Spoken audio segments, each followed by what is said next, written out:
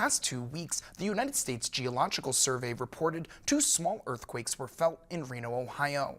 A Marietta College associate professor of geology says these small earthquakes can be common in areas that are not seismically active. He says these earthquakes in Washington County aren't powerful enough to cause any damage. The United States Geological Survey says damage does occur when magnitude levels reach above 4 or 5. He says there isn't any conclusive evidence into how the earthquakes happened. He adds that these earthquakes are very minor compared to other states in the country. So it is very, very minor, and it happens all the time naturally. And if we look some of the states like in Texas and Oklahoma, last month there were more than hundreds of earthquakes in a month in both these states.